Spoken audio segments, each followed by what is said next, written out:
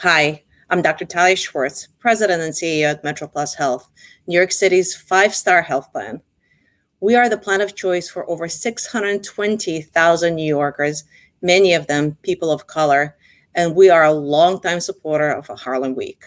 On behalf of our entire staff, I want to congratulate the organizers and participants in this wonderful annual community event. We are proud, as always, to sponsor you. This year's Harlem Week theme certainly resonates strongly with us as we join Harlem Week 2021 reimagined, participate in the rebuild, and of course, rejoice in the renewal of our great city. With several locations in and around Harlem, we're no stranger to Harlem Week. A year ago, our city went from being the epicenter of the COVID-19 crisis to quickly having to adapt to a different way of life. The COVID-19 pandemic has had a major effect on our daily lives. Many of us faced and are still facing challenges that can be stressful, overwhelming, and cause powerful emotions in both adults and in our children. Last year, to address the needs of our members, MetroPlus Health launched a new program to offer telehealth medical and mental health provider visits to our members. The new service enabled MetroPlus Health members to connect with doctors 24/7, conveniently access free care through their phone, tablet, or computer. During the lockdown, it was more critical than ever to help New Yorkers reach a medical professional while still practicing social distancing. But now, telehealth is a service that is here to stay. It's just one additional way to connect people to care. Despite the pandemic, MetroPlus Health, we still found the time to address the systemic racism and racial biases that too often negatively impact access to healthcare for communities of color. Our staff continually reached out to connect our most vulnerable members to medical, social, and economic help they needed, sending food and safety packages to our most at-risk members' homes. We are excited to be part of this special celebration. We look forward to helping Harlem and New York City to continue to thrive. Let's all enjoy what Harlem has to offer by continuing to stay safe and healthy. Thank you. My name is Dr. Leon Merrick. I am a dentist in the Harlem area, and I am also chairman of the Greater Harlem Chamber of Commerce Health Committee. Welcome to the first segment of the Virtual Health Conference, hosted by the Greater Harlem Chamber of Commerce of New York. Our first topic is promoting your emotional and mental well-being. The topic is so relevant for us today. We are social beings, and after 15 months of social distancing, isolation, and loneliness, we need a break. I can't wait to hear what our panelists have to say. Our moderator is Sister Michelle Drayton.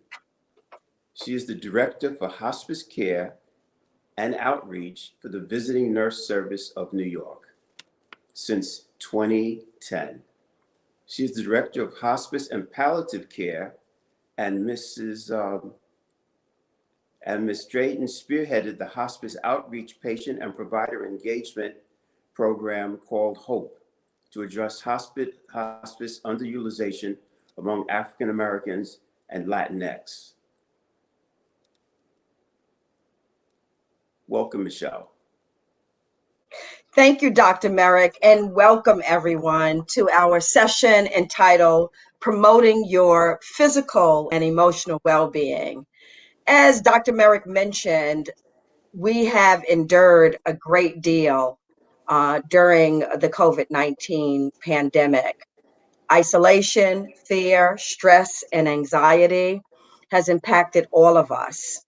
And it's so important for us to have this discussion to talk about what is mental health, how do we maintain our well-being, what constitutes mental illness, and tips and strategies for really being resilient and for being as healthy as possible, not only for adults, but for children and for the community at large. I am so pleased to introduce our first panelist, Dr. Noel Mayendo. He is a physician and a health and justice advocate. He's the associate professor and department chair of community health at CUNY School of Medicine. And among his many roles in public health, Dr. Maniendo served as assistant commissioner in the Division of Mental Health at the New York City Department of Health, where he led 10 community-based mental health initiatives. Dr. Maniendo holds a Doctor of Medicine and a Master's in Business from Howard University. He also has a Master's in Public Health from the Harvard School of Public Health in Boston. I'm so very pleased to introduce you to our first guest, Dr. Noel Maniendo. Welcome, Dr. Maniendo. How are you today? I'm very well, thanks. Thank you so much for having me. I'm delighted to be a part of this conference. We are so pleased and grateful for you to be here. I love your beautiful artwork. Thank you. And welcome again. You know, in this environment, Dr. Maniendo, there are just tremendous stressors that we're all dealing with. I don't think, 100 years ago, there was the Spanish flu, right? So for many of us, this is the first time that we're actually dealing with a pandemic of this proportion. So loneliness, stress, and fear, but we still all want to lead our lives, right? We still want to be happy. We still want to have joy. So talk a little bit about the environment today and first, what is mental wellness? What is mental and emotional wellness? Great. No, thanks. And that's a great question. So to start us off, I think it's important to distinguish. Oftentimes, the conversation, when we speak about anything to do with mental or behavioral wellness, we end up speaking of mental health, but we end up speaking about the illness as opposed to the health. And we want to really, take a moment to also sort of highlight what mental health looks like, what it means to be in a place of mental health.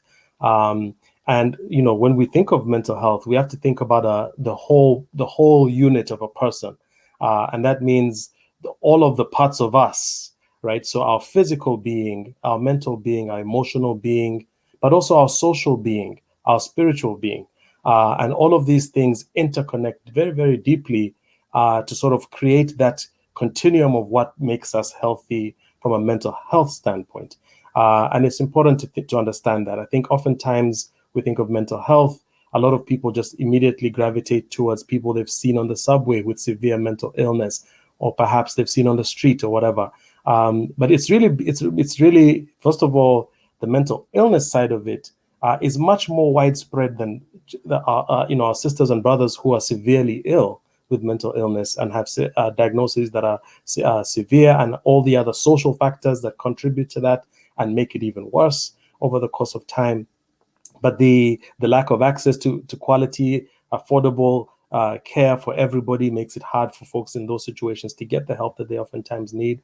And I think your point was really excellent, as you just stated, is that we need to be thinking about, to be well, to be holistically well, is not only to think about, our heart, our stomach, our liver, our colon, but to think about our minds as well. Yes. I'm reading this amazing book called The Book of Joy by Desmond Tutu, and Archbishop Desmond Tutu and the Dalai Lama and a third author. And I wanted to share with you and the audience, because I think this is so important for us, right? That even in this very stressful environment that we're all in, that we could still achieve joy, right? And I just want to quote what the Archbishop said. He said, "Joy," as the Archbishop said, "is much bigger than happiness. And while happiness is often seen as being dependent on external circumstances, joy is not." Right? So talk a little bit about that point of view in the context of this current environment that we're in, that we could still be joyful. Right. And what are some of the ways in which people could, one, tap into their joy and use some of their resiliency to deal with the stresses that we're currently dealing with. Sure. I think it's important to note, when when you speak about the difference, the Archbishop Tutu was talking about the difference between joy and happiness, and I think that's a really good point, and I think it raises for me the whole concept of Black joy, right? I don't know if you ever see the experience of a football player who has a touchdown, and the sort of joyful expression of that. If you go to a church service or a mosque service and see, the expressions of how we express ourselves in different settings, it's a lot of times just the ways that we, it's an important element of our existence as a people. And so I think it is important for us to tap into it. But it also it's important for us to feed into the things that create that reservoir within us, so that it's there for us to tap into. And so for that, I think it's important to consider a couple of things. So one, we earlier on were speaking about wellness. And so wellness, really the general concept is the daily practice of doing things that help promote a better mental and physical promote better mental and physical health. And so the things that bring you to a place of peace, a place of fulfillment, a place of reward. There's things that drive that, and some of the things that typically would drive that we've been deprived of during the pandemic. So, for example, when you see family that you haven't seen in a while, or you catch up with grandma, or you see your nephews and nieces, or whatever the case may be, that oftentimes that will spark a sense of joy. You see long lost friends, or you come together with people to watch a game, or to whatever the case may be. Those things, we've had during the pandemic, for long stretches of the pandemic, we've not really been able to partake in those types of activities that are bringing us together with other people. And that's important to note, because I think it's historical for us. And I want to say two quick things about this, is that it's important for us to understand as a community, is for us to understand that nothing, while there are important individual things that you and I must do to promote our own health and well-being, to promote healthy outcomes for us in our lives, and even in our families' lives, it's important for us to think broadly and think about our place in our community. And so understanding the historical, we can't be ahistoric and we can't be disconnected, right? So we have to think about our history, understand our history, learn from our history. And, the lessons learned there are really critical. A lot of our ancestors went through much more severe things than this, and was separated in very dehumanizing, brutal, vicious ways. Families were set apart and pulled apart from each other and lost contact with each other forever. And some people were able to reestablish contact and others were not. And just imagine that. And these types of things, you take, languages were not permitted, marriages were not permitted, all of these different things, and yet somehow persisted and were able to come to this point. And it's really important for us to think about all the things that allow for that to happen.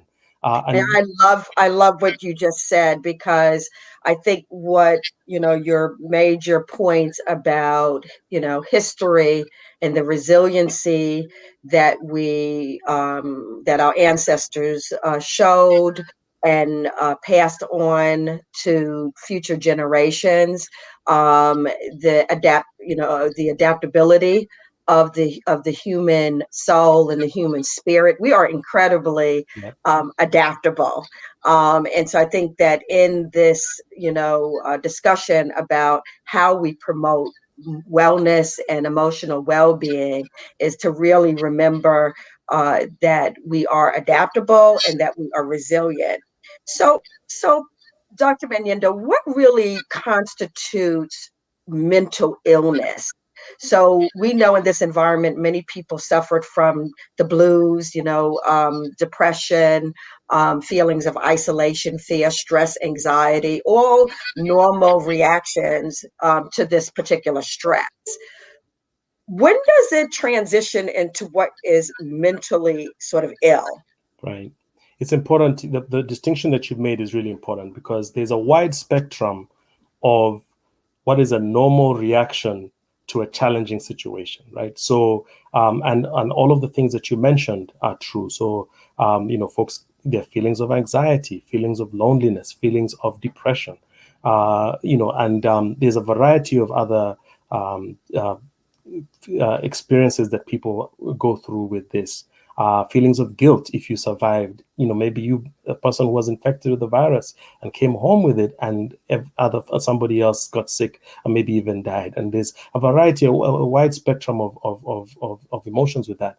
But I think the issue is, and it's important to add that in addition to all of that pandemic stress, we saw in 2020, we saw a major, following the death of the murder of Breonna Taylor, Ahmaud Arbery, and then George Floyd, we saw a major uprising throughout the United States that for a lot of people of color, it was good to see so many other voices join this, but it was re-traumatizing for the things that we've experienced all our lives, right? So in a way, it hit in it was a double blow. We saw additional episodes of police violence and inter-community violence, community violence within our own community, things that we live with, the daily stress of discrimination, and there's a thing called allostatic load, which is the physiological changes that take place, hormonal, in our nervous system, in our circulatory system, that happen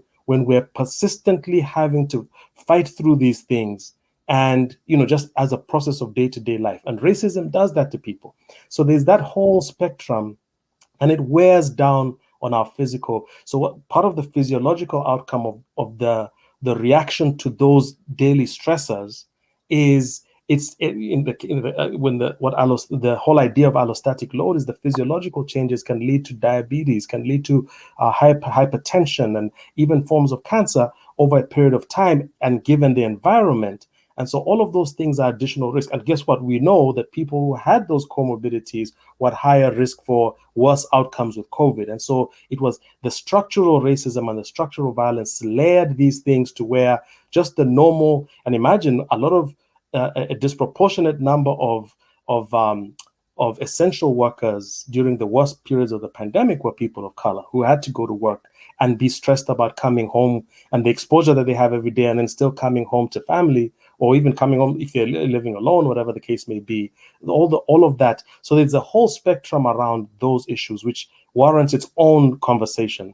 But when it really crosses over into technically what we consider a diagnosis of mental illness is when these factors begin to affect the person's ability to do what we call activities of daily living, right? So your ability to go to work, your ability to engage with family, your ability to manage your money, your ability to plan your time, and all of these things. And what you start to see is people maybe become disconnected for more than a few weeks. It starts to go into months. People become less and less able to care for themselves and their physical appearance. When they if they ever come out before people, or somebody is able to see them, they don't look their normal selves. They haven't had a haircut in months. They haven't there are different things that you start to see. Then people at work haven't seen them in a while, or they're sort of removed at work and things like that. They might even start to have suicidal ideation and sort of thinking about the end of their life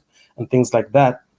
And as long as if it gets to the point where it's affecting the ability to conduct activities of daily living, you need help. Like that's when it's a medical issue that needs the intervention. Now, just to tie all of that up a little bit, it's important there are things to do, obviously, to avoid getting to that point. And sometimes you can't. Sometimes you can, and sometimes you can't. If we knew such a thing was around the corner, 2 years from now, we'll do things differently, but we don't often know these things. It happens when it happens oftentimes. But when that happens, it's important. That's why it's important, if you don't have a primary care provider, be connected to a primary care provider. There are providers who can provide you service even if you don't have insurance, if you're ineligible for insurance. But if you have insurance, be it Medicaid, be it private insurance, be it the Affordable Care Act, insurance through the Affordable Care Act, if you're a small business or whatever, use that to connect. 70% of mental illness is managed through a primary care. and then with referrals to a specialist as needed oftentimes. And so having somebody who knows the state of your health, who's tracking how you're doing. The other thing is that, so that's from the medical standpoint, but it's, this is where other social relationships and connectedness comes in. These are folks who, people around you who can tell that you're sort of withdrawn, you're not showing up on the WhatsApp chat group as much as you used to. You're not posting anything on your Facebook the way you used to. You're not responding to texts and calls the way you used to. Are you okay? And sort of reaching out in a loving, careful, empathetic, in a way that shows empathy and concern without stressing the person even further, and sort of pushing things on them, and sort of whatever. But it's important to have these sort of understandings before we even approach somebody who we think might be dealing with that. But if we do, reach out extend a caring hand, extend a hand of love to reach out to see how are you doing, and see if there are other people that are connected to them, other family members, maybe children who they haven't seen or live in another city now. Reach out to them and see if they're a member of a church group or whatever the case may be. Sort of see how to connect with them in that situation. And try to be so that's so I mean, all the sort of the signs and symptoms that you indicated are hints to your family members, your friends, as you said, that if you have a family member or friend that suddenly is isolating themselves in ways that they had not done before, are not calling, as you said, maybe are not on social media, that seem to be disconnected, that are behaving, sort of in unusual ways that are not consistent with the way in which they normally act. Two follow-up questions to that. One, children. We talked a lot about adults. They may not go to work, but what should we be looking for in children as one question? And then the other piece is, how do we help people not to feel ashamed or feel that is a stigma for me to say to my doctor, you know what, I'm sleeping more, I don't feel like getting up, I'm having, maybe hallucinations or something is just really strange. How do we get people not to feel that they should be stigmatized to share these issues with their provider? Great So question. children and stigmatization. Great question. I think I'll start with your second question because it applies to kids too. So the stigma around mental illness is really, really is a serious issue. It affects our communities and it affects all groups, but it affects our community in a slightly different way, and it's challenging in a different way. So I think one of the things about that is to normalize these conversations during peacetime. Right. When I say peacetime, I mean when we're not in a pandemic or like in the middle of an uprising. But during that period, the city, and for example, New York City underwent a big program to sort of, talk about mental health. Mental health first aid trainings were available free to the public. I think some of that is still available. It's not a bad thing to get that training because it gives people the opportunity to understand when you're looking at somebody who's mentally distressed, and how to intervene, how to sort of approach the situation and how to get help. And so it's really important to normalize those conversations in spaces like in our houses of worship, in our schools, in the places that we congregate and gather, and in places where we don't often think of mental health, but it's everywhere. Before the pandemic hit, somewhere in the region of about, I think the estimates were about 20% of New York City residents, 1 in 5, this was, when a few years ago, had a mental health diagnosis or were experiencing mental health. And a huge percentage of them were unable to get help for it. Either they just weren't able to push themselves to get there, or when they tried, it was too hard to get through the red tape. So they just pretty much gave up on it. So this is where the whole idea of sort of the resiliency, sort of setting up the networks, the relationships that we need to maintain. And then for all of us, to not only do that to protect ourselves, but make sure you're part of a protection tree for somebody else. These are some of the tactics our ancestors used to get through the things that they went through. And the whole idea of community self-reliance. So not just individual self-reliance, which is a Western mindset of, rugged individualism, right? But there's a thing about being community oriented, and where we really think about how do we help each other. So the mutual aid groups, which we saw coming up during the COVID pandemic, were a thing in the past all across the diaspora for a lot of Black people. So I think it's that type of thing that we need to be sort of really emphasizing, and resources that are being put to bear now in the post-pandemic or the current stage of the pandemic that we're in should really take into account building those types of structural supports in the communities in ways that communities can trust it. Now, going back to the kids, great question. One of the things historically, so I'm a physician, I'm a public health physician. In my training, I remember we used to understand that one of the key indicators, if you're looking at a child's mental health, is if they start to really struggle with school. And this is not like they just don't like math, but they don't enjoy being around friends. They dread going in. So some of it could be bullying, which the impact of bullying affects mental health very, very significantly.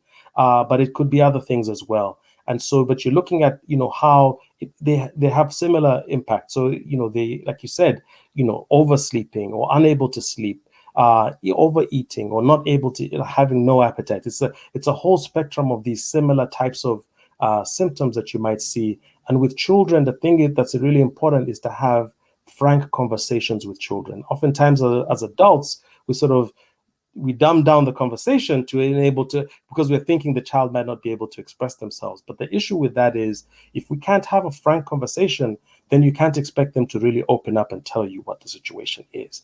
And we've had in the past spikes in suicides. And a lot of times adults around the children didn't know this was happening, or that things had got to things were that bad.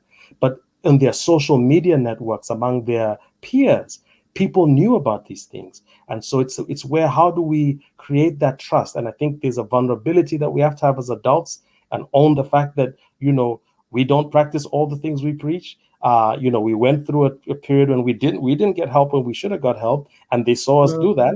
And, but now understand that may have been true, but I want to make sure that you don't go through what I went through, and sort of really work with them in that way. Make sure they're connected to a pediatrician as well, who's looking into their needs medically, but all of those other supports, make sure they're connected. One last thing I'll say really quickly is that I think your earlier question, so there's categories of mental illness. There's mood disorders like depression and anxiety. There's psychotic or delusional disorders like schizophrenia, where more commonly you're hearing things or hearing voices, but you could also be seeing things that are not manifest to everyone else. There are personality disorders, there are eating disorders, there are substance use disorders. So there's a wide array of these things, and they appear in many different ways. And so it's just really, all of that is when it crosses the line. We all go through periods when you don't have appetite. You're down. For example, we've had a lot of grief during COVID because we've lost so much, whether it's colleagues, neighbors, friends, family, and even our own experiences. We've lost connection with what we valued, and we've been disconnected from that, in addition to all the other things. And so some of that, you can go through those periods, but in a grief, normal grief can be as long as 12 months, grieving the loss of a loved one. So that's okay. The only thing is when things start to cross over into an extended period of time, and it ends up becoming difficult to function with in the things that are important in your life, and you can't control your money, you're running into debt, you can't pay your rent, you might get evicted, you stop going to work, you're not connecting with your friends and family, you can't get the help you need, and you're just sort of spiraling out of control. That's when, in that negative spiral, we need certain things to help us break through and get to connect to people who are in that situation. And being able to keep an eye on each other is important. Absolutely. Building community, building stronger communities, utilizing our networks, and if you don't have a network, build a network, start with one person, pay attention to what's happening with our children, with your children. Dr. Manyinda, we are so grateful to have you part of our family and our community. Thank you so much for your time and your expertise. Thank you so much. Thank you very much. So I'm very, very pleased to introduce my next guest, Jessica Fear. She is a colleague of mine at the Visiting Nurse Service of New York. She is the new Senior Vice President of Community Mental Health Services at the Visiting Nurse Service of New York. She's a behavioral health service industry leader with over 25 years of experience, specializing in population health management for children, adolescents, families, and adults with chronic medical and behavioral health conditions with a focus on integrated care. Her expertise ranges from managing large teams, building and executing programs, and driving sound financial performance to cultivating collaborative relationships across public, private, and regulatory spheres. Welcome, Jessica. So, Jessica, welcome to the panel. We're so happy to have you and to hear about the services that Visiting Nurse Service of New York has within the framework of community mental health care and mental Thank health you so much. services. Thank you. It's a pleasure to be here with you today. And you and I discussed prior to the panel, and certainly Dr. Maniendo brought it up, is that we can't separate emotional and mental health from physical well-being. So let's explore that a little bit more, Jessica. Can you sort of really help to elaborate on that concept with our audience? Absolutely. I think that it's really true, and he did bring it up, that it's really, really difficult, right? None of us are cut off from the head up or the neck down.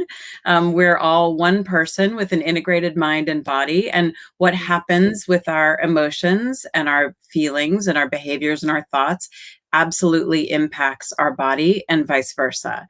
And something that we know to be true, but that can be very difficult to sort of tease apart and get at, is this interplay between what is happening with my mental health, my mental well-being, and my body. And when I don't address one, it really impacts the other, and vice versa.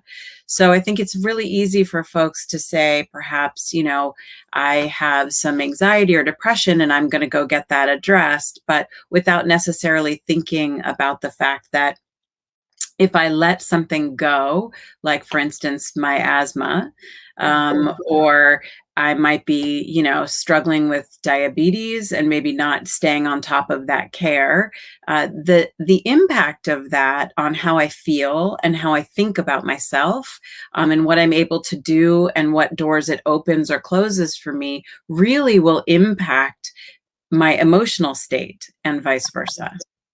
So, in other words, if I'm suffering from high blood pressure, I need to be thinking about how much stress is in my life, and how that might really be contributing significantly to my blood pressure, and not necessarily my diet. Because I could say, I'm eating lean, I'm exercising, but my blood pressure is still high. Is that right? That's a perfect example. I think also another way to think about it is if I'm very taxed, very stressed out, as we all have been for the last year and a half, as we've gone through a global pandemic, maybe we're going to resort to coping behaviors that we wouldn't ordinarily have resorted to, right? So maybe I'm going to turn to that glass of wine at the end of the day, or that beer, or maybe that's going to turn into 3 or 4 glasses of wine, and that's going to lead me to put on a little bit more weight, or maybe, I'm going to feel a little bit less perky in the morning, and I'm going to have to resort to a little bit more coffee to wake up the next day. And it all spirals and it impacts, right? Everything is interconnected. It impacts each thing one to the other. And let's talk about this is so important as another major alarming problem, certainly across America, and that is substance abuse, whether it's alcohol, whether it's opioids, whether it's some other substance or heroin, cocaine. Mm-hmm. Talk a little bit about the intersection between mental illness and substance abuse. There's a really, really significant overlay between the two. It's very, very common for folks with a mental health diagnosis, or even if it's not a formal diagnosis, somebody who's struggling with mental health issues, to turn to substances to, in some way, what we like to call self-medicate, right? That you are, if you don't have a coping mechanism that's maybe more at your fingertips, you're going to use what you know. And so it's really can get very quickly can spiral out of control and become a substance use disorder.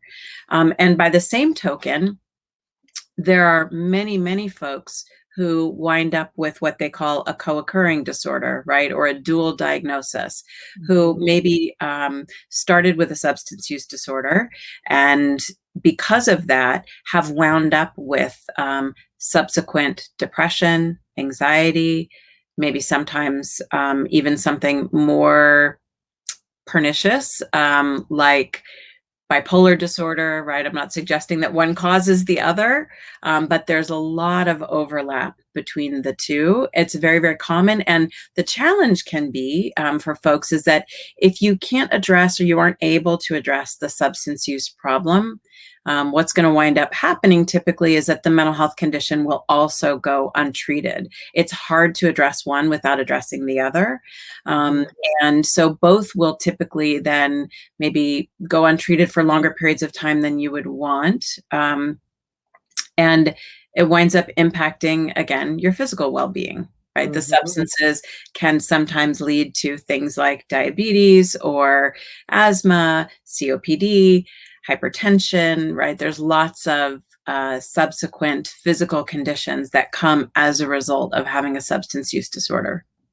And Dr. Maniendo mentioned earlier, Jessica, about what we need to be sort of astute to or watching or aware of, both in terms of our friends and families who may be acting sort of differently, or perhaps are unengaged and they're not, going to work. The same sort of pattern of behavior for our children. Maybe they're not going to school or they don't want to go to school.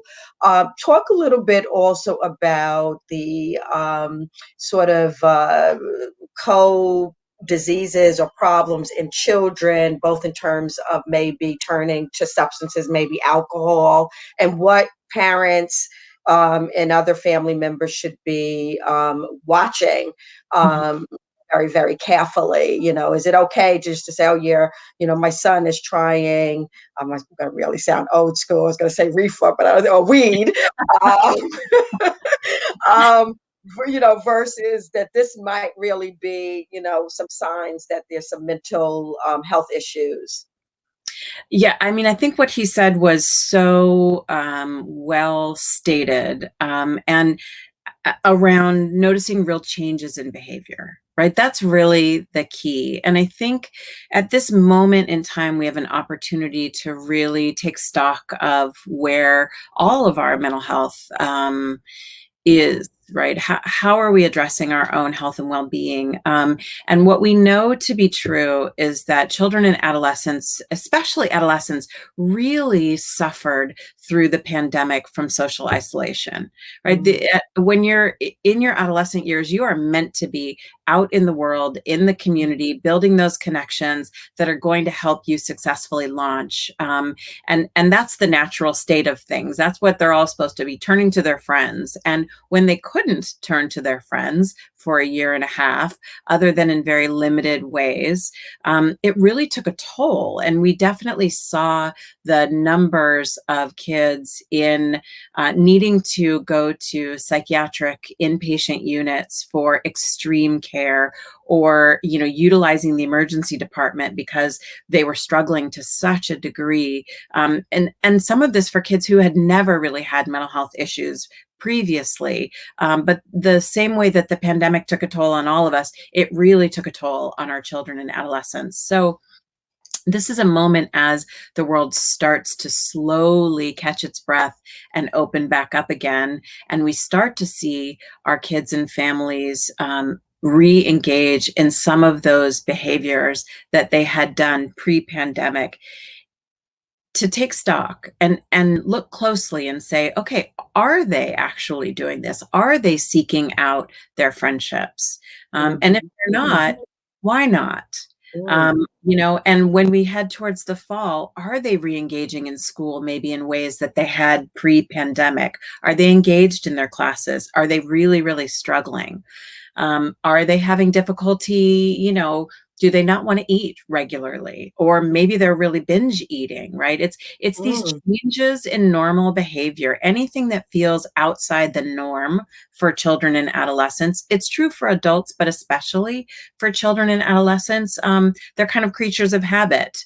And when they break those habits in ways that are unexpected to us, that's a moment to take a second look and say, maybe there's something else going on here, right?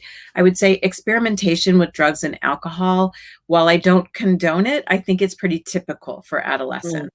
But when that experimentation becomes chronic, and when they start to continue to self-isolate, when they start to talk about feelings of worthlessness, hopelessness, many kids will be very vocal, actually, about suicidal thoughts. There is a real misconception amongst most adults that, well, if I ask my kid if they're thinking about harming themselves, I'm going to give them that idea. I don't want to say anything because I don't want to put the idea in their head. And I think what years of practice and research has shown us is that they're already thinking about it. What you're giving them is an opportunity to have that conversation out loud in a place that's hopefully safe for them to be able to vocalize it so that you can help them, work through some of those thoughts and feelings and decide whether or not this is something that requires additional professional outside help. And we've seen such an uptick in gun violence and violence in our community, particularly among younger people. Do you feel like this is also a sign of, a surge in sort of mental health issues? What would you sort of attribute this uptick in violence to? I think likely yes, right? Without knowing for sure. But I think what it's a sign of is the sustained trauma that we have all experienced in being isolated and in, the extreme sense of feeling unsafe in going about our normal daily business, right? When you can't even go to the grocery store because for fear that you're going to, catch a virus that might potentially kill you. And then you have that sustained level of anxiety underlying everything you do for, long periods of time. It's normal to see that result in extreme behaviors. And that's really, I think, what we're seeing, right, is a combination of that, as well as in the communities, there has been a real lack of availability of good treatment during the pandemic, right? Or any treatment for that matter, right? When hospitals first shut down in New York, and everybody converted to having COVID-only units, all of the psychiatric emergency rooms, there are whole departments in this city called CPEPs, and they're all specifically designed to address psychiatric emergencies.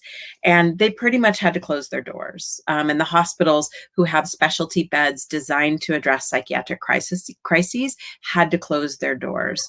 And that left a lot of people without the availability of good treatment for those crisis moments, right? And so you combine the sustained PTSD, the sustained trauma with, right? I rattle it off like we all know what it means, but post-traumatic stress disorder. Sustained trauma combined with a lack of availability of resources in real time can lead to people turning, to extreme measures. Really, really insightful. And it also resonates with the importance of being honest with our children, having conversations, making sure that they're just as up to date with information about the virus, trying to help them to feel as safe and as protected as possible. You know, these are all really important things that we need to do. So let's, with the last 5 minutes, let's talk about the Visiting Nurse Service of New York and the services that you provide, and maybe share some resources with our audience if they have a mental health issue that they need help with. Sure. Well, the Visiting Nurse Service of New York is the largest nonprofit healthcare organization, home healthcare organization in the United States. And our division, the Community Mental Health Services Division, has been around for 35 years. And we've been serving New Yorkers all over the city in all different types of communities, helping people get access to the care that they need in the time that they need it. And at the level of care that they need. So on average, we have 18 distinct programs operating in 5 boroughs. We serve in 2020, we served 17,000 New Yorkers, somewhere in the neighborhood of 120,000 in-person and telehealth visits. And what we have the ability to offer is a whole host of services for the continuum of somebody's life, right? What you might need. So we have child and adolescent services that are both housed. We have a outpatient mental health clinic that's housed in Mott Haven in the South Bronx. We also have a whole array of child crisis intervention services that operate in the home, also really centered in our building in the South Bronx in Mott Haven. But we also have some crisis services. So it's called Mobile Crisis. And that's something that anyone can access. And, you know, there is another slide I think that they're going to put up after this, but it shows you how to get there through New York City Well. And those, there it is at the very bottom resource there is services that are free and available to everyone through New York City Well. And you can access, if you're in crisis, a service called Mobile Crisis that will come to your home with a 2-hour response time and really help folks who are struggling in immediate psychiatric need and do a full assessment in your home where you feel safe. And then figure out what the next step is, whether that next step is connecting you with treatment, whether that next step is maybe you need a hospitalization for some short period of time to help stabilize the crisis that you're in. And our teams will actually help escort you and get you to where you need to go. And that was 1888 New York City Well, NYC, correct? 188. NYC Well. Yeah. Well. Jessica, thank you so much for your tremendous insights, for also being part of that extended family and community. And I run the HOPE program, so I'm looking forward to more and more collaboration and partnership with you, my colleague. Thank you so much.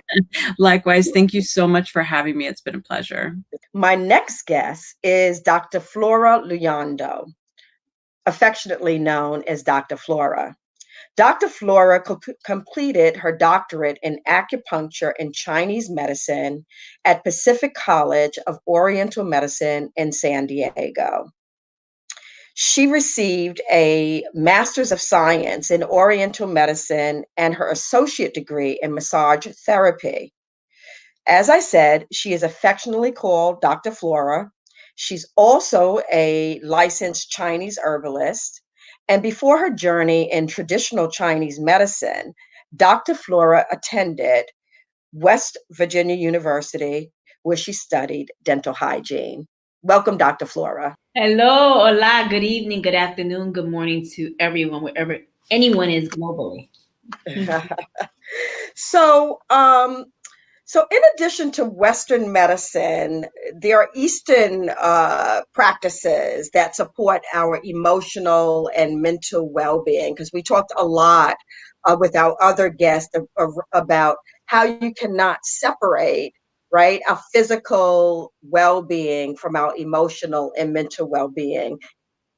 we're all one, right? So talk a little bit about the role of acupuncture in promoting emotional and mental well-being. Well, for thousands of years, this medicine's been around. And what's so important about what acupuncture and in traditional Chinese medicine is that we look at the whole body system, the body, mind, and spirit, and everything is connected. From the flowers we breathe, from what we look into, what we project, the water, the food. So that's how we look at it within times. That's included within indigenous people, whether it's from Africa, the Caribbean island, Puerto Rico, where I'm from, and many other places. We are all connected, and that's the belief of traditional Chinese medicine and acupuncture. And what does acupuncture entail? Well, and how does it help us? Let's begin by saying that it doesn't hurt. When people hear needles, automatically like needles, it's not the same needles. It's very light, feathery. It's as actually of a strand of a piece of a hair, very light. And I love to call it a transition of channels, right? Me being from New York City, and most people know what the train system is in New York City, where you have major hubs, and that is your body, the channels in your body. And if something is unblocked or feeling uncomfortable, then these needles help open that passage, which is a mental stimulation, making you feel more relaxed. Or if you have body aches, physical elements, or diseases, it helps open that and opens the channels. Important. And also therapeutic massage. We talked a little bit about the importance of therapeutic massage. And these are things that people can do on a regular basis, right? To promote well-being, to feel better. Talk a little bit about what the therapeutic massage is and how that actually can really help individuals manage stress and anxiety. Well, the same thing for acupuncture. You can get it on a weekly basis or even twice a week, just like massage. For some people's immune system is very low, and mental stimulation and well-being, when you do have anxiety and depression, does affect you physically. So when you do feel exhausted and your immune system is very low, what massage therapy, what I provide in my office is therapeutic massage. There's different types. It is catered to your own physical needs, and that's what I do in my office. And what it does, it releases toxins, it boosts your immune systems, and it also helps in the lymphatic system, and it drains all that. And most people don't realize that sometimes well-being, when you're not balanced, and that's how we look at it in the Eastern philosophy, not much different from Western. There is a slight difference, but combining both makes a big difference in my office. And I truly believe that I've noticed that it gives them a sense of worth, even with massage, because it moves things and shifts things. I love massage. I am, and every time I get one, I'm always saying to myself, why did I wait to get it, a year later? Why am I not doing this more often? So how often could someone get a massage? What sort of, to really promote not only physical balance and emotional balance, but also to boost our immunity, and also our cortisol levels, right, which is a hormone that we know that is very impactful in terms of our mood and sugar and all of that. How often should people really seek your services for massage, for acupuncture? Well, in the Eastern philosophy, especially in the traditional Chinese medicine, we look at each individual differently. So there's no specific platform. We look at it uniquely on that individual. But to generalize, I would say maybe twice a week. And so if I come to you, so what happens? Tell me, let's talk a little bit about, I know you have your private practice, which is wonderful. It's in Lower Manhattan. So for people who maybe are, feeling blue, maybe they're restless, they're not sleeping as well. Are they, when they come to your office, what can they anticipate? How do you sort of evaluate your patients? What does that look like, Well, Dr. Flora? a little bit differently from Western, where we look at the diagnosis differently. There's 10 questions, and I like to add a little bit more to that. But it's usually taking the pulse, and the pulse is done differently. It also helps with diagnosing what is going on mentally, physically, and spiritually. We also look at the tongue. It's a old method that's been around for years. And, just because it's old doesn't mean it doesn't work. And it's lasted for so long that we continue to use that. We like to say it's like an X-ray. It helps. It's the old-fashioned X-ray that it helps us diagnose another part of your body and says, okay, is your heart a little bit achy? We can look at it through the tongue, in which we know that mental stress is affected with the heart. But we also look at it that the lungs also is associated with wellness and mental depression.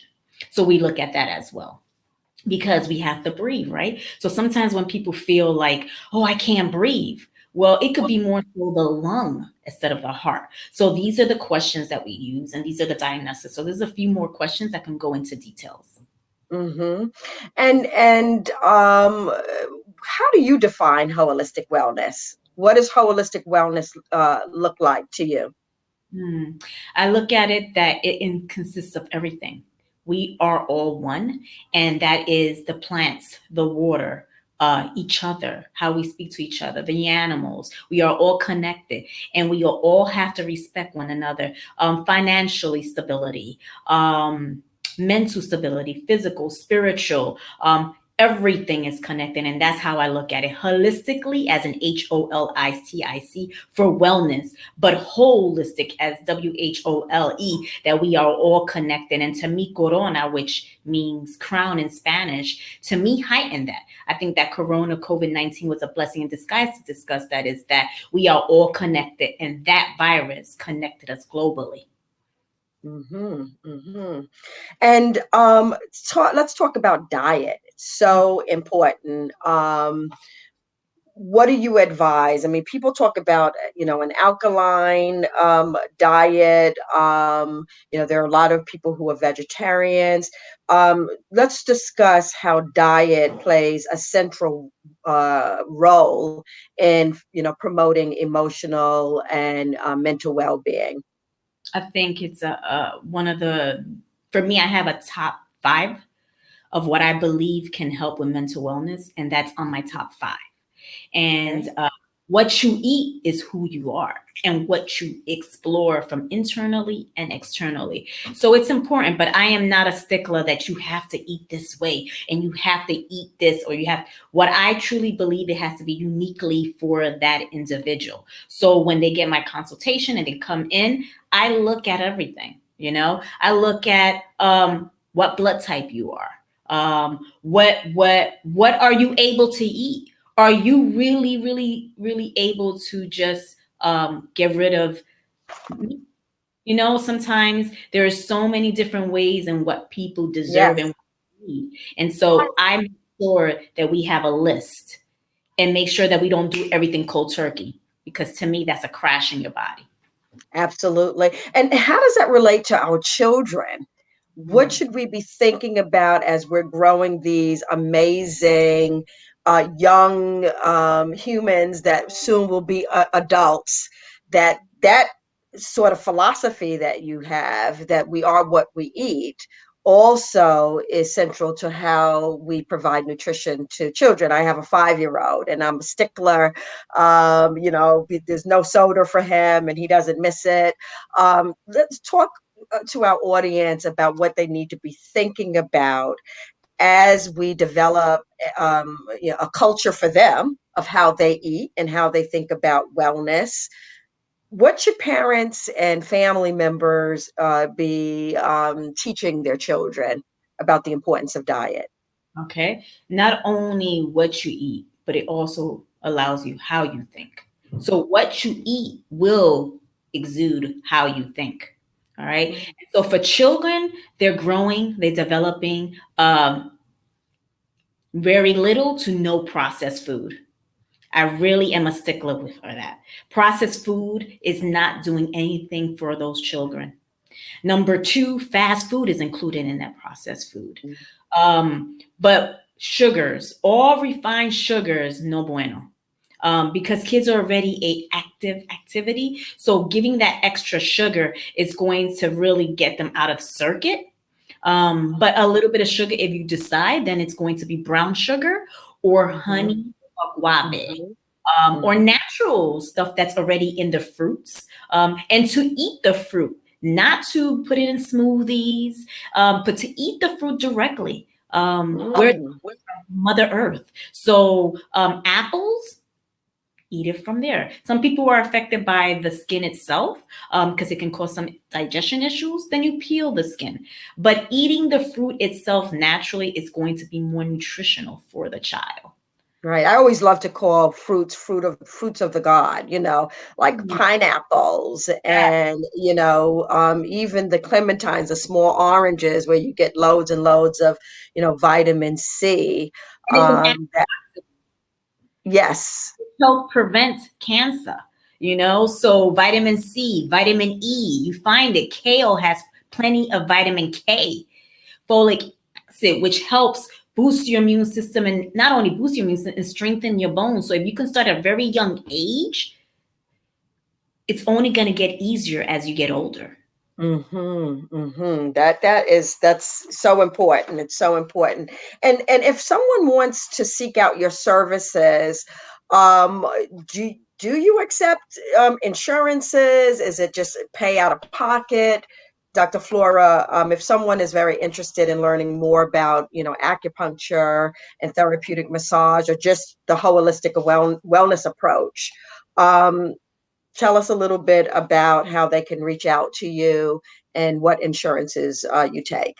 Okay, so yes to all that. I do accept out of pocket, but I also accept insurance. Now, it all depends on what kind of insurance you have, and we can check that out. You can give me a call, and I will help you and assist you with that.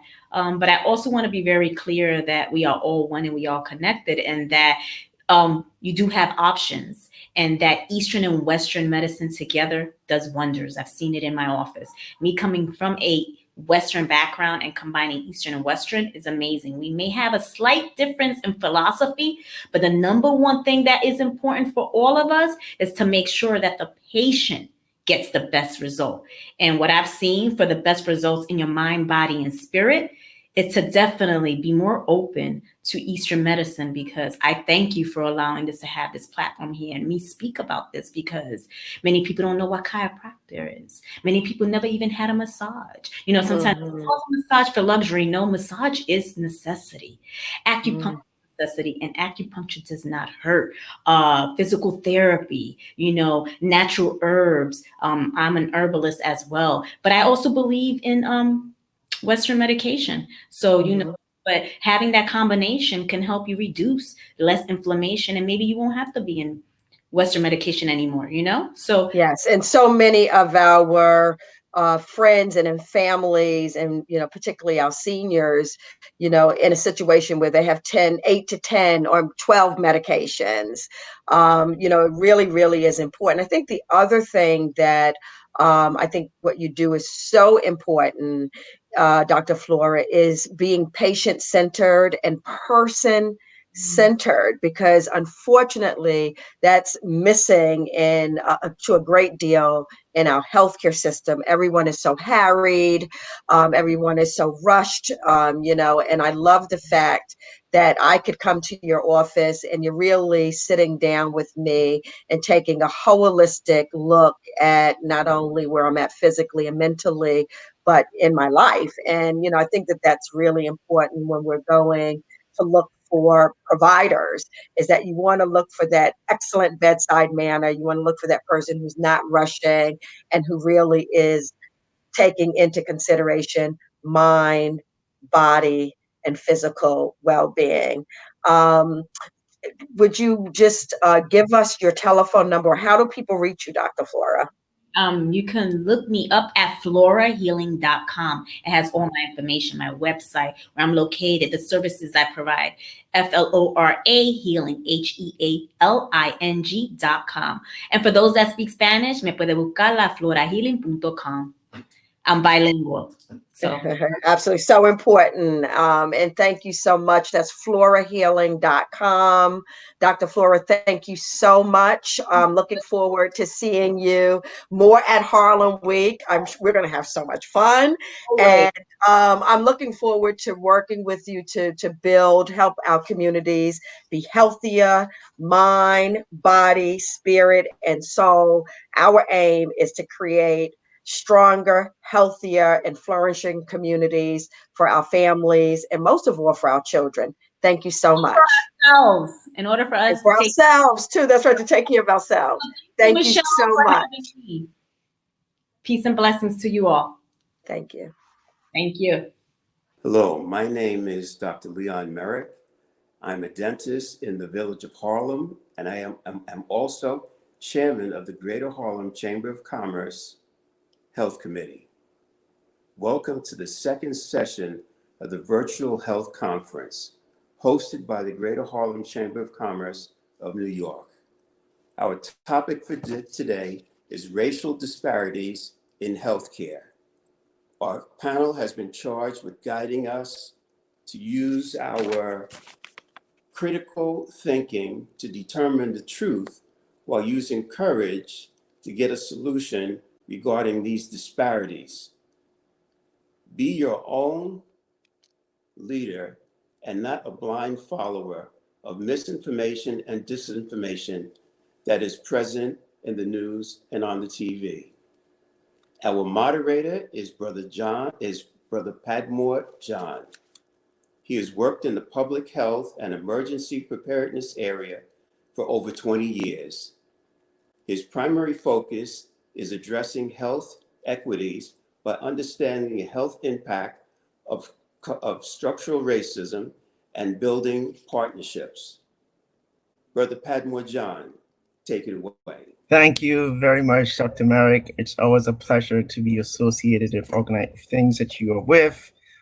We appreciate your leadership of the Health Committee of the Greater Harlem Chamber of Commerce, and it's a pleasure to be here. And welcome to all our panelists, who I'll be introducing very shortly. And thank you to everyone who is in the audience being here with us today. We hope it's a discussion that you will take a lot from. We hope that you will also be able to provide us with some of your insight, your input. I encourage you to put your questions in the chat, which the panelists will be getting to after they have provided some of their information. So thank you very much again for being here. As indicated, our topic of discussion tonight is the CDC's declaration that racism is a public health threat. One of the most significant changes that has recently happened in public health is the identification of what we call the social determinants of health. Before, the belief was that much of the health of the individual is dependent on individual choices, but now it's evident that those individual choices are shaped and influenced by a myriad of social factors that are unfortunately out of the influence of the individual sometimes. Today, we'll explore some of these factors with our panelists, and we hope to have a very robust discussion. So first, I would like to introduce Dr. Kelly Bryant, who is currently the Executive Director of the Simulation Center and an Assistant Dean, congratulations, at Columbia School of Nursing's newly accredited Helene Fall Health Trust Simulation Center. Dr. Bryant has over 20 years of teaching experience and 10 years of experience as a women's health nurse practitioner. Throughout her career, she has become an expert in the field of simulation through experience designing simulation centers and implementing simulation programs for two of the top-rated nursing schools in the country. In her current role, she oversees the day-to-day operations and implementation of simulation-based education for all the graduate nursing and advanced practice nursing students. She is also the medical director of Columbia School of Nursing's opioid overdose prevention program, where she provides naloxone training for over 1,500 health profession students each year. Dr. Bryant, welcome, and thank you so much for joining us. Thank you for having me here for this very important conversation. All right. So just to get started, let me know, what was your reaction when you heard this declaration from the CDC? Honestly, I felt it's about time. You know, I think as a person of color, someone that has been in the healthcare industry, I've known that racism was a public health for years now. So I think it was a proud moment to realize that we finally have given it its recognition that it needs. And hopefully it's not just talk, that now we're going to have some actions around it so that we can help fight this, these inequities that we see in our healthcare system that have been around for a long time. But I think between COVID, George Floyd, it's bringing more attention to it, but it has always existed. So I'm glad that it's getting the attention it finally needs. All right, great. So we'll go into your institution, some of the work that you're doing there, but personally for you as a health practitioner, have you experienced racism in some of the places that you have practiced and that you have taught? Absolutely. Absolutely. I mean, from my first job working as a nurse in a hospital, when I go into a patient's room, a lot of times people assumed I was there to take out their trash. I was housekeeping. People were amazed to see this young Black woman going into a room and actually being the nurse that's going to provide care for them. When I went into teaching, a lot of times when I went into the classroom to teach, people thought I was a student. And sometimes, other faculty were in there would actually kick me out of my own classroom thinking that I was going into the classroom before the professor. To, just even racism when it comes to patients, taking care of patients that have told me, I don't want a Black nurse taking care of me.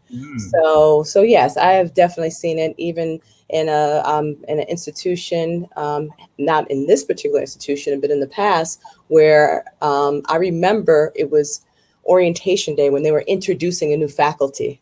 And I was introduced as not only my name, but also they were very proud that they had a faculty of color finally, and it just brought that attention, like, wow, you see me as just a Black faculty that you can add to your roster. So those incidents like that definitely remind me that, I am a Black person in this industry and definitely have faced racism, throughout my career. And what do you think that does to the psyche of health practitioners of African descent in this capacity? It affects us. I mean, the imposter syndrome is real. And now being a dean in a university where I have fellow students who are Black students at, a Ivy League school, that imposter syndrome does affect us. We feel like we don't belong here. It affects our self-esteem. A lot of times we don't think that we can make it. So it really does play a significant impact, especially when we feel like people don't think that we should be here or think that we're here because of our color. So it definitely affects our psyche. So with that new responsibility as a dean, do you think that some of this racism, especially in the health industry, begins in medical school, in some of the professional schools? Or where do you think that you might best be able to make a difference, a change to address some of these challenges? Well, for me, I think it begins, we got to start middle school. We got to start earlier than that. One of my big initiatives is I want to see more young people of color considering a field in the health professions, whether it's nursing, medicine, dental, OT, physical therapy. So I think that we need to start going into these schools that are known for not having a high graduation rate, these schools that are known for not having a lot of students that are going to go on to college, and starting there and telling them, yes, you can go into nursing, you can go into medicine, because they already face their obstacles. They're in poor performing schools in a lot of their neighborhoods. They come from households where their parents may not be able to afford for them to go to college. So we need to have these pipeline programs where we instill in these students, I bring them to the simulation center. I put them through a simulation on what it's like to be a nurse. We have medical students come and talk to the students about what it's like going to medical school. So I think we need to embed in their minds at a very early age to consider these careers, and that money should not be an obstacle, that we should have programs in place and scholarships so these students can get into whether it's nursing school, medical school, or any other health profession. So with that being said, what are some of the things that you may be doing? How are you raising awareness to this issue in your institution? In our institution, one of the most important things is, like I said, pipeline programs. So we have funding to have these summer, particularly in the summer, because students obviously are out of school, where we bring them from all over the United States And we put them in these intensive 8 to 10 week programs where we not only expose them to the different professions, they get a chance to mentor physicians, dentists, nurses in the hospital. They get a chance to get some intensive courses that's going to help put them above when it comes to the STEM classes and the sciences. We put them in the hospital. We put them in the operating room. We give them a very unique and robust experience. They even have an internship at the CDC. So we need to have more programs like that so that students will be well prepared when it comes time for them, to go to college, to take their exams and to get into graduate school. And we also need to have more scholarships available for students too, so that they can afford to get into these programs. So those are some of the steps that we're doing here. And again, bringing those students here and exposing them to college and what college life is so that we get that interest in them at a very early age. Right. So we know Columbia University and the medical system right here in West Harlem. There is a very diverse community that the school is part of, the hospital is part of, the community that it exists in. How do you think your institution is speaking to that public around some of the challenges that you're facing, that you're looking to address? And what do you think is the uptake by the public in some of the stuff that you might be saying? Mm-hmm. So I think one of the things that as a university that we're doing, we have a very strong relationship with a lot of our community-based organizations. So we have them sitting on our boards over at the university because we want to be involved. We realize we're in the neighborhood. We need to give back to the neighborhood, particularly this neighborhood, because they're a very underserved neighborhood. So there's programs in place for food insecurity. There's programs in place to help enroll people into health insurance programs, and also meeting people where they are. So for us, we meet with these community-based organizations and other programs to say, what do you need? We have resources. We have money. We have researchers. We have educators. So if that means working with the community board to get a grant so that they can, obtain a food pantry, or having some of our students come into these community-based organizations and offer educational classes to the clients. Those are some of the things that we're doing to try to, again, give back to the community and offer the rich resources that we do have available. Mm-hmm. And what do you think are some of the impact you're having so far? Can you say how successful, or if there's more that needs to be done? I think there's always more that needs to be done, and I don't have like exact metrics, in mind.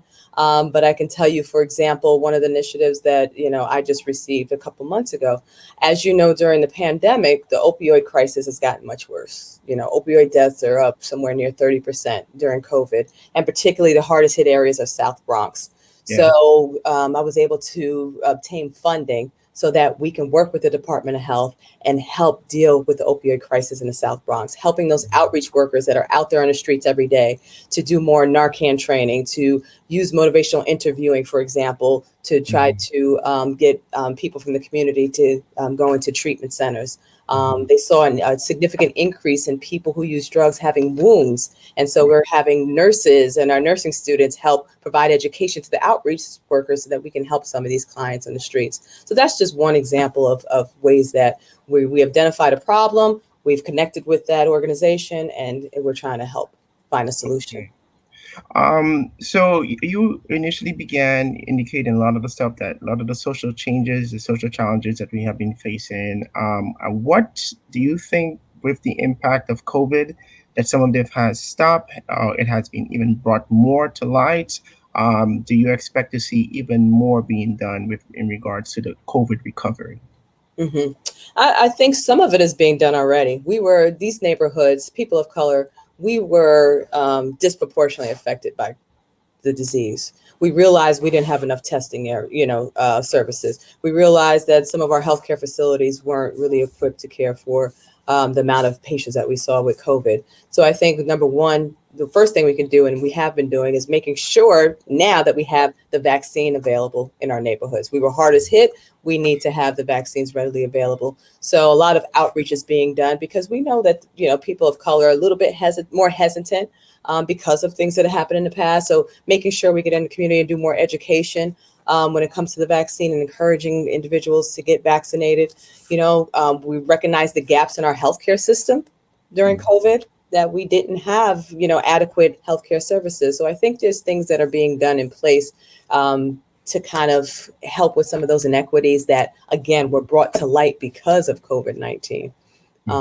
And the other one is, food insecurity. People lost their jobs. People, lost their housing, businesses. I know there's been a lot with trying to provide businesses with loans and trying to address some of the food insecurities that have definitely become exponentially worse since COVID. So those are definitely some of the things that I've seen that the community has been working towards improving. Okay.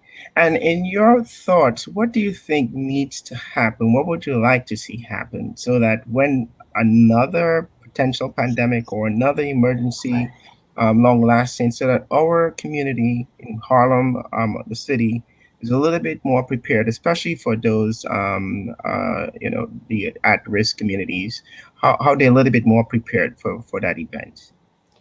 The number one thing I hope that's being done right now is that we are looking back and almost doing a debrief. We need to look at the situation and learn from it. Where did we not meet the needs? Where could we have done better?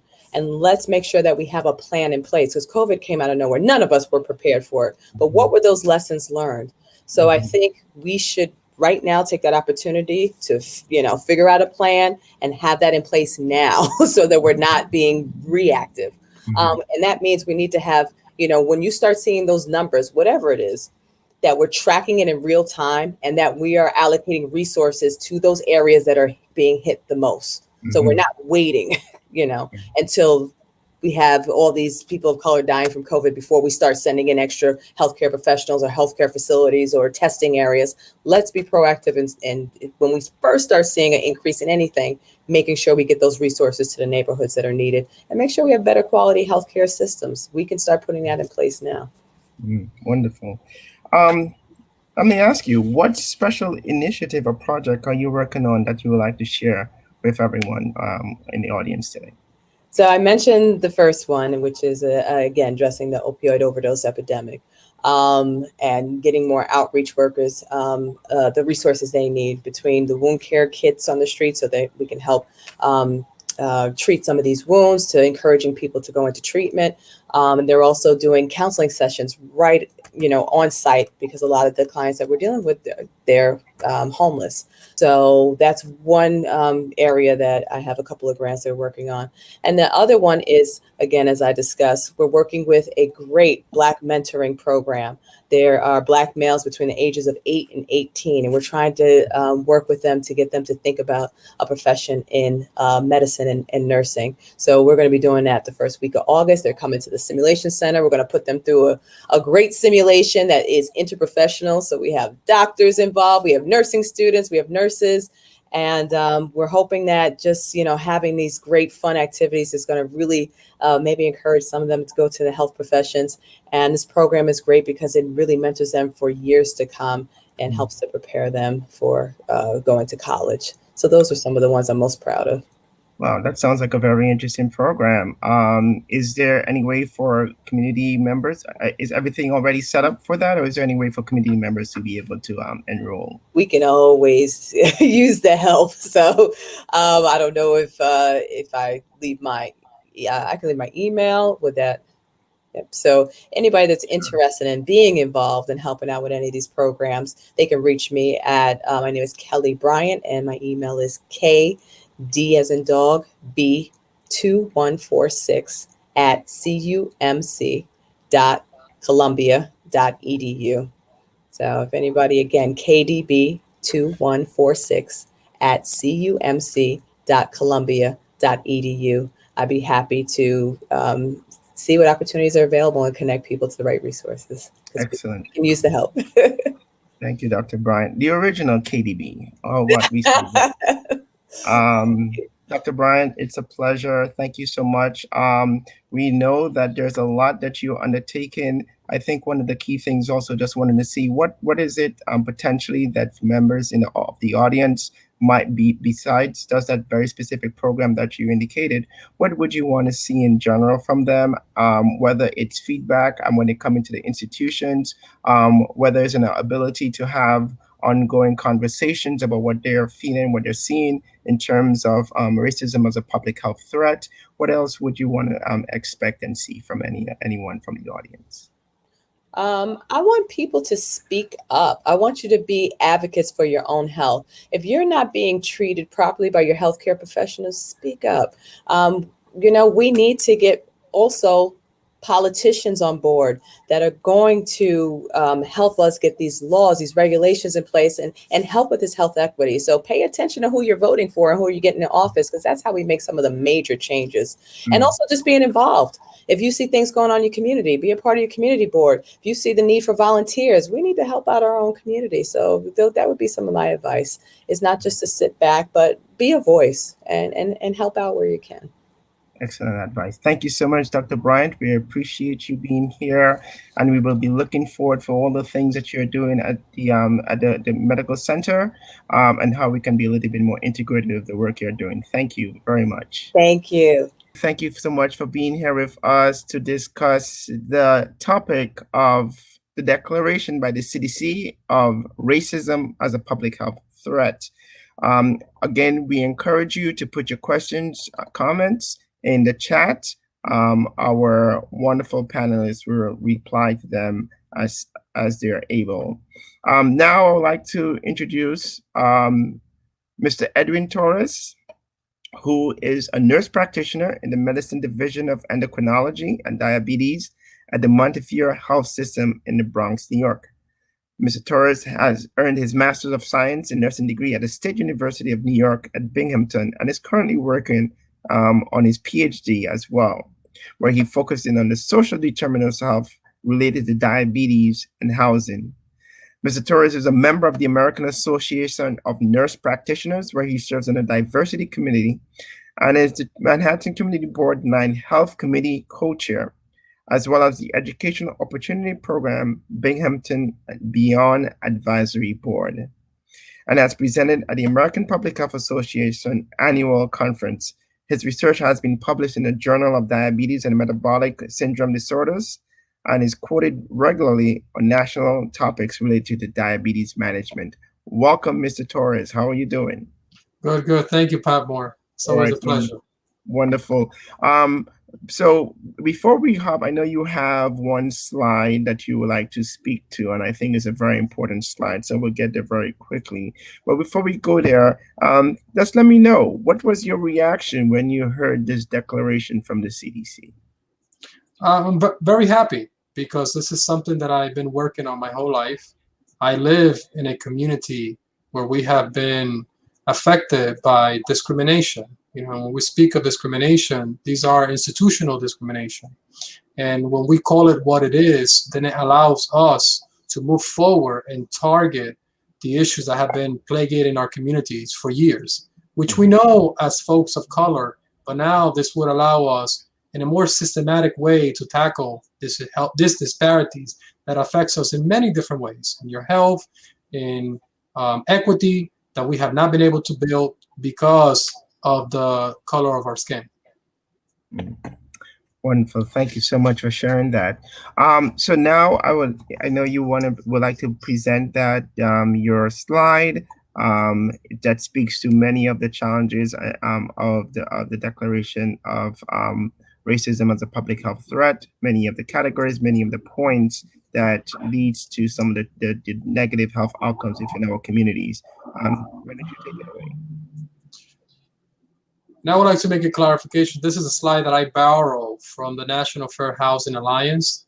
And I think that it puts it very nicely together for the community to understand what it means to have a healthy community. It means that, our government, our politicians, they need to work on many different fronts, from wealth, justice, income disparity, making sure that we have access to good healthcare and to have access to good supermarkets, so we can have access to healthy foods. So it takes a village to have a healthy community.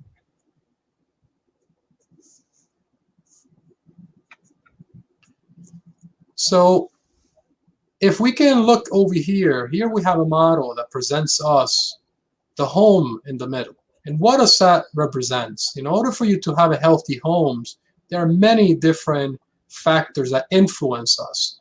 It's not only yourself as an individual, but when we speak of social determinants of health, these are items that are outside of your control.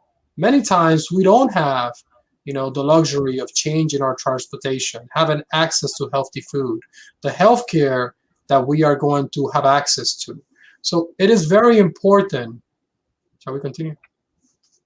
It is very important for us to understand how access to credit, how access now to digital equity and tech, what it means in the era where you need to have high-speed internet in order to get a job. And during COVID, we have been able to see and understand that high-speed internet matters a lot, especially in the homeschooling age. What does living waging looks like when the rise of housing prices and what we have seen with prices of food and everything else going up. The environment, depending on where you live, you are more likely to have certain respiratory issues. And also that generational wealth that we always talk about. In 2016, the median wealth of a white family was 10 times that of a black family and 8 times that of a Latino. And this was according to Prosperity Now. So if white wealth were to remain constant, it would take Latinos 84 years and blacks 228 years to try to reach parity. This is huge. These are man-made disparity that we have to tackle. And this is why it's so important for us to call it what it is, because disparities do matter. The education that our kids receive and that we receive, a lot of times where you live dictates the district that your kids will be going to school. So this is all impacted by our community. So I would invite everyone to look at the slide and read through each one in order to understand how different systems in our community impacts our health directly or indirectly, and also the stability of the home. Because let's not only think of the individual, but let's think of the family as a whole and how this can impact the stress that this puts on the families.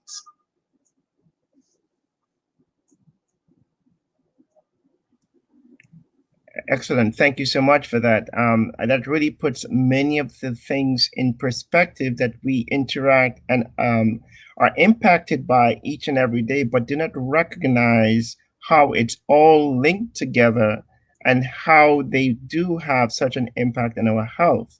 Who would have thought access to credit? Can you just speak to that a little bit in terms very specifically how what are the challenges there? And how that what type of changes you may expect you would like to see, and how that would have an impact on the health outcomes that we are addressing. So as when we talk about access to credit, this means a lot for a community, and especially when you speak of us folks of color. We know that when red districting was happening, we had folks coming back from World War II. And if you look of a certain color, certain loans were not going to be provided to you. If you were to sell your home, your home was going to be devalued just because you look of a certain skin color. These are structural, racism that have cost us tremendously. And this is what allows for, the wealth disparity to continue to transcend throughout generation. So when we speak of us being able to open a restaurant, if you go and have a good plan, the plan is what you speak, not the color of your skin, because you have someone who have these biases that whether or not they are able to recognize it, this will, impact not only you, but also your community. Because as a person of color, you have a different perspective on how the community works vis someone who doesn't have the same experience and just have this preconceived notion. I have been to places and I tell people that I'm from Harlem and they're like, how do you live there? And I'm like, well, fine. I grew up there. It's a very nice neighborhood. But I understand where they come from. They come from a place that they never been to Harlem. They don't understand the dynamic of this community. And all they see is what they have seen in movies, which is not the most positive picture that has been painted of us. Mm. Thank you. Edwin, you are on your community board. You are the chair of the health committee. What are some of the key challenges that you are seeing in that role, and what impact is it having on our health, especially right here in Harlem? I think when we speak of the community board, I would like to say that we have a great group of folks who volunteer to try to make their community better in many different aspects, whether it's health, whether it's in economics, whether it's in parks. And when we look at health in our community, Harlem here, we have seen a disparity when it comes to having clinics that provide treatment for folks who I'm sorry, Padmore. I want to be, correct you. Can I start again? Mm-hmm. So in the community board, one of the challenges that we have seen is having some of the folks that provide treatment for methadone in our community coming in and speaking with us. I think that we are a partner that understand and have a pulse on the community and what it needs. And I think that conversation is crucial.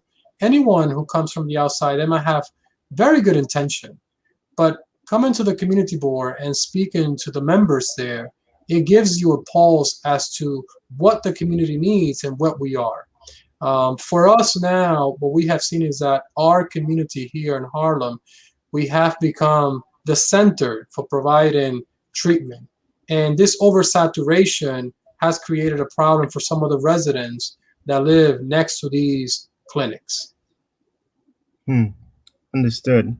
One of the other recent changes that I know the board has been dealing with is the legalization of marijuana. We know that this was part of the war on drugs, and there has been disparate amount of arrests and the impact of lives among people of color as part of this drug war. What do you hope to see come out of the current final approval, the legalization of recreational marijuana? And what hope do you have that has an impact on the individuals in the community of Harlem?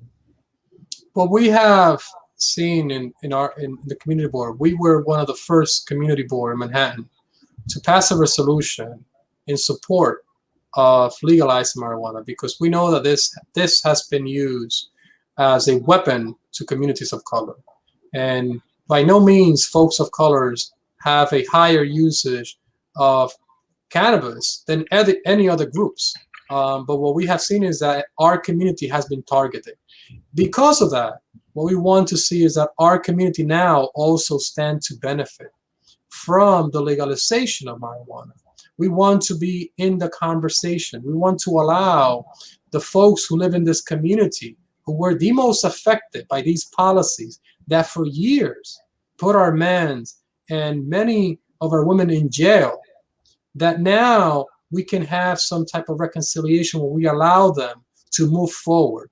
Because when we speak of disparity, can we think about the disparity that this has created generationally for many families? When you have taken someone and put them in jail for 10 years and you didn't allow them to be able to move forward with their life, what does that mean now that we're going to make this legal? And how us as a system are we going to try to help this person move forward now that we're saying, okay, we're going to legalize it? Wonderful.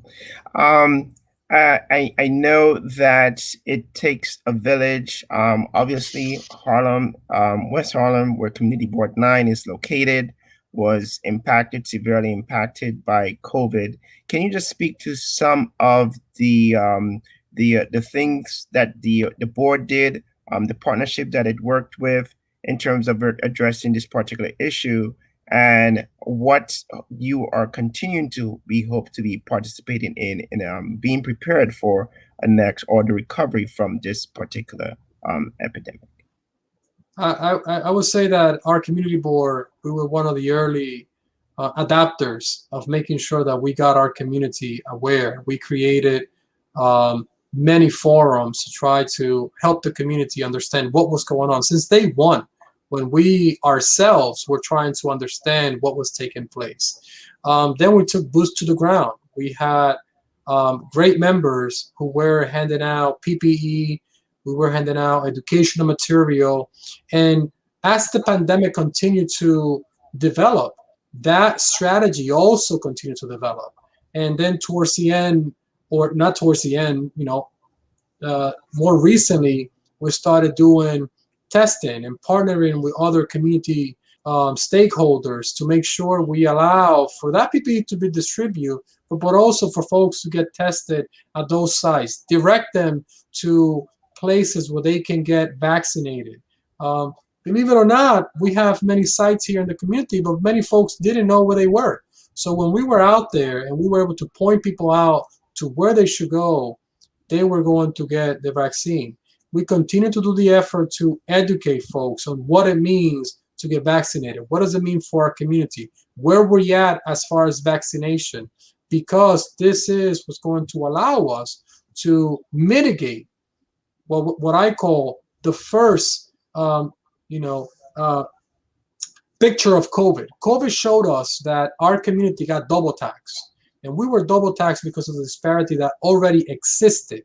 Now we cannot allow our community to be double taxed again from misinformation that is targeting our communities.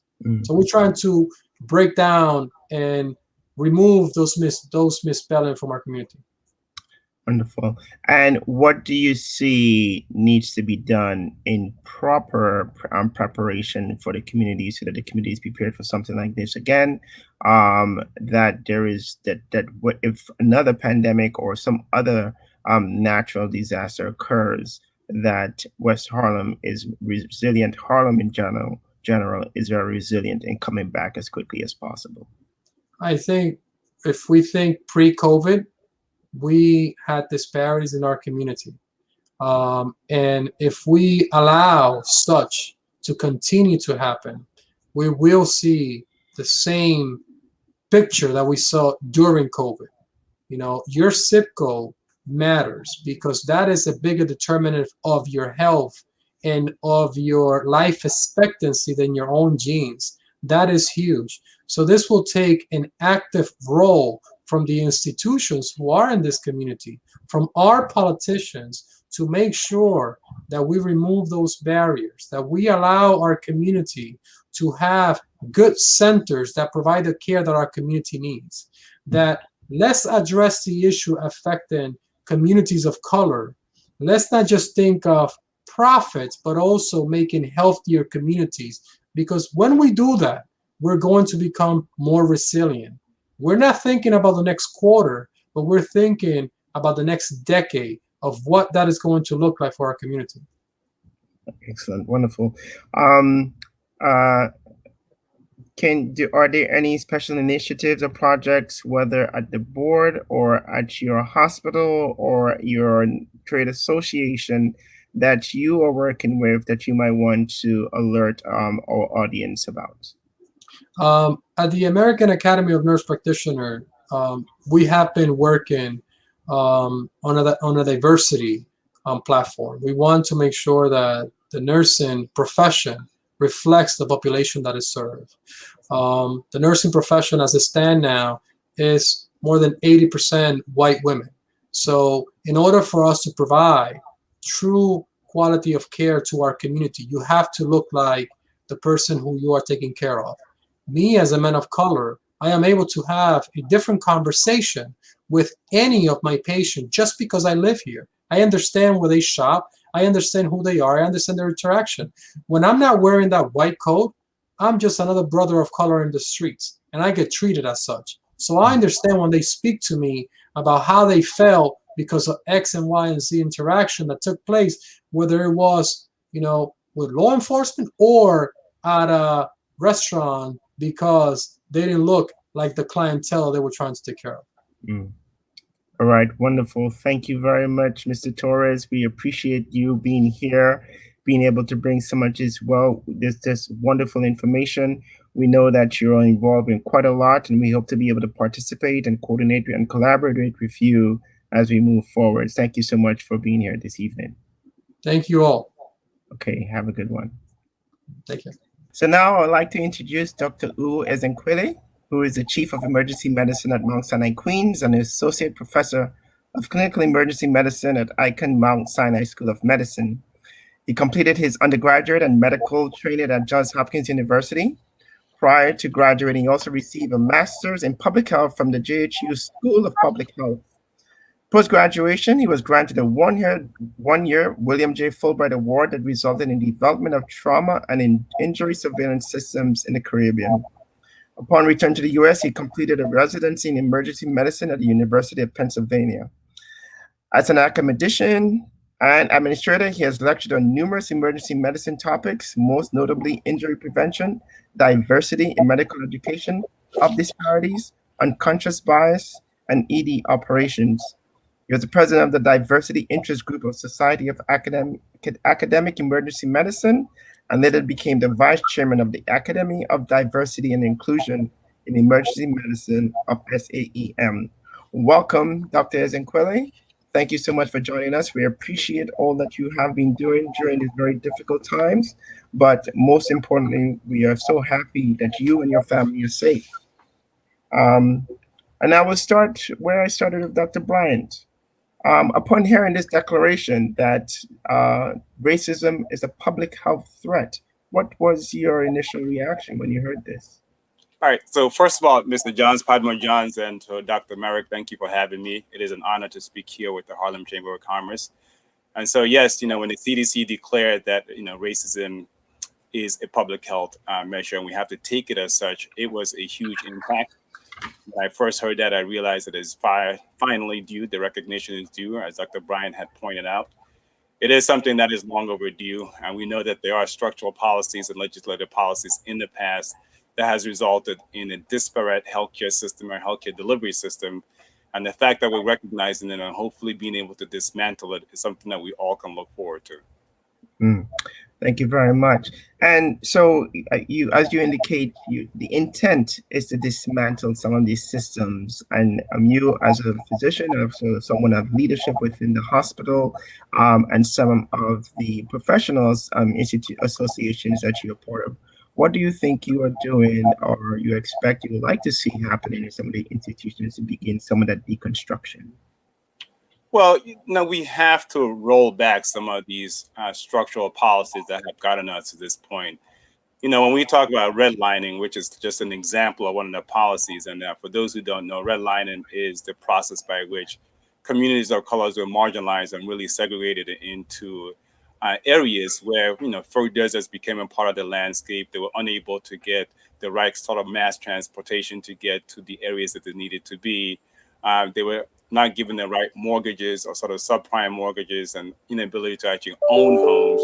And so what did that lead? It led to income inequality, to the fact that the home ownership amongst communities of colors was much lower relative to the majority communities.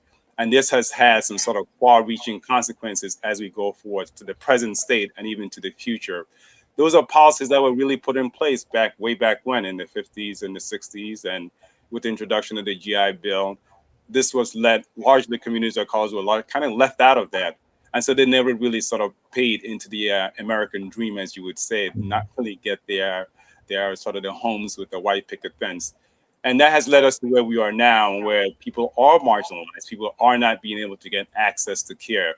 If you live in certain communities, not only can't you get access to healthcare delivery systems, you can't even get access to food, relative basic food. And you live in food deserts where you can't even get organic foods or even just regular fruits and vegetables. And that actually leads to obesity and diabetes because you're sort of open up to highly processed foods.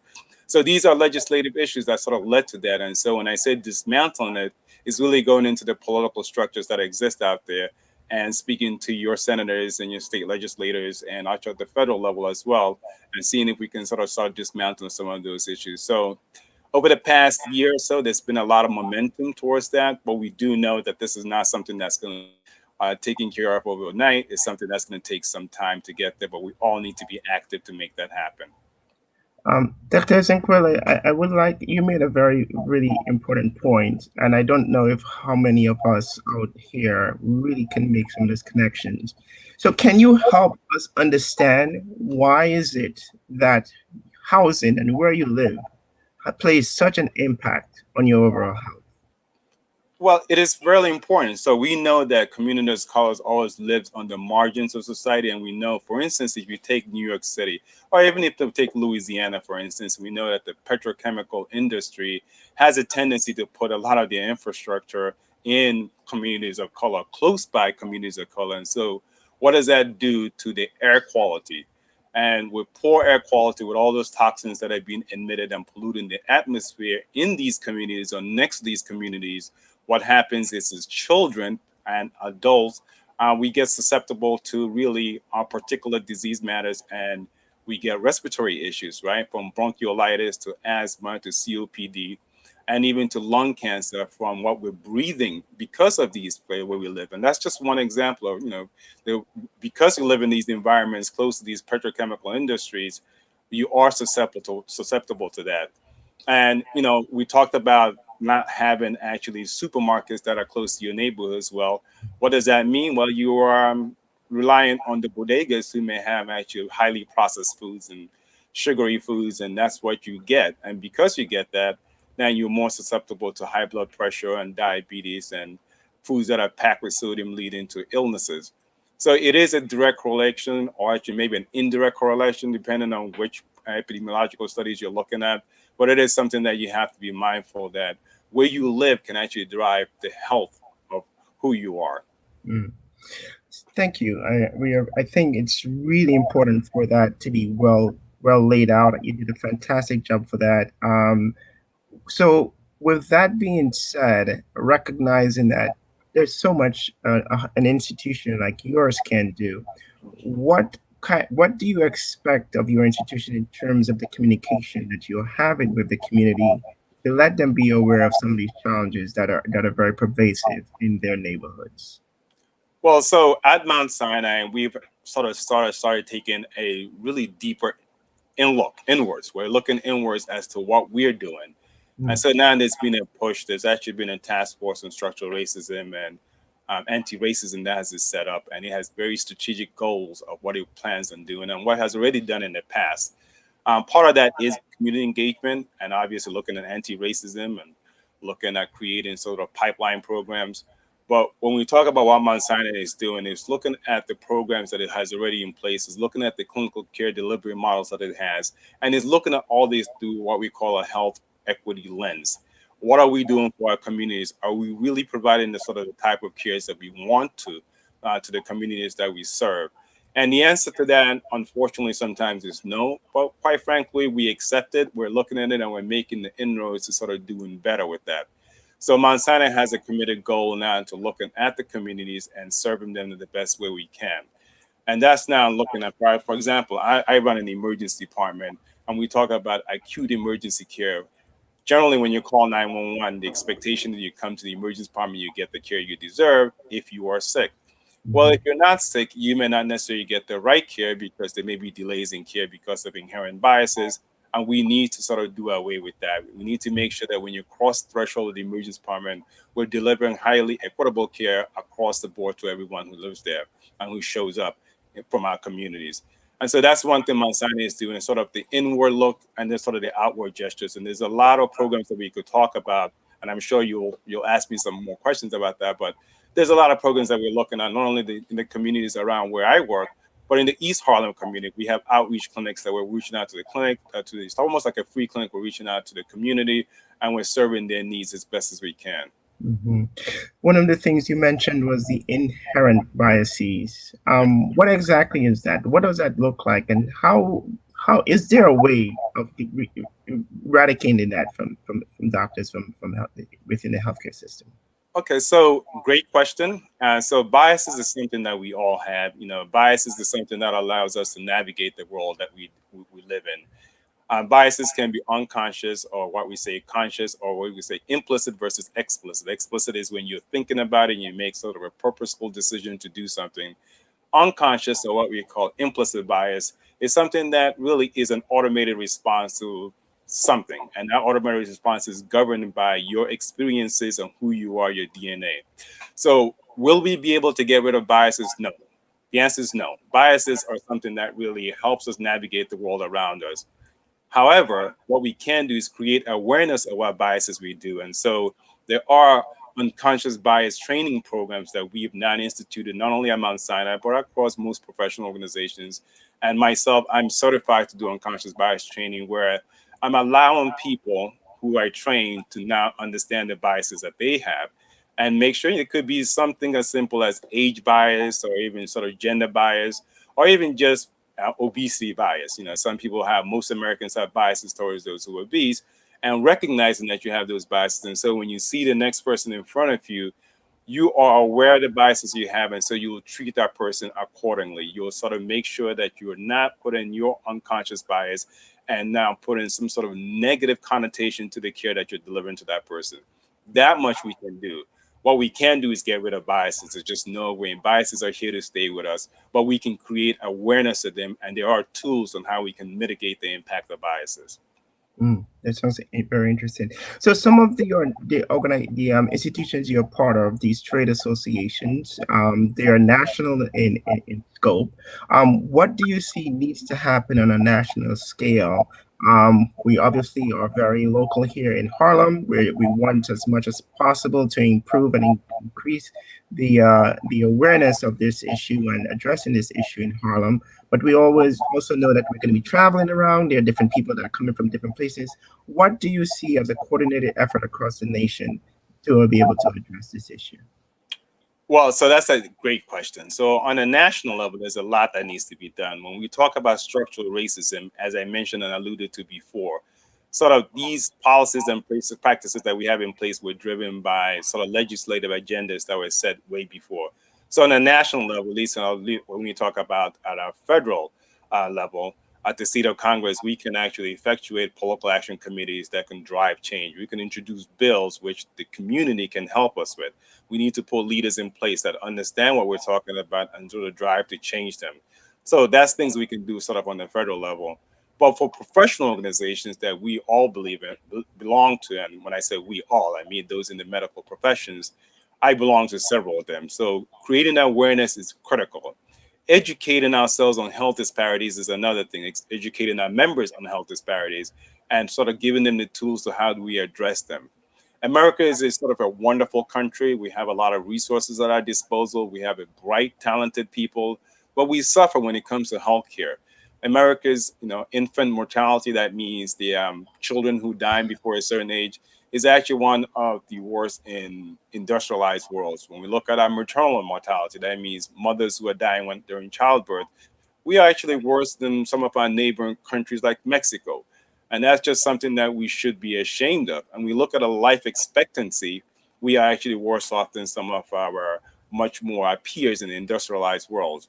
And so why is that? What are we doing or not doing right? And I will tell you what sort of drives this is health disparities. What drives this is the care that we're delivering to communities of color. And so professional organizations have an obligation to change that.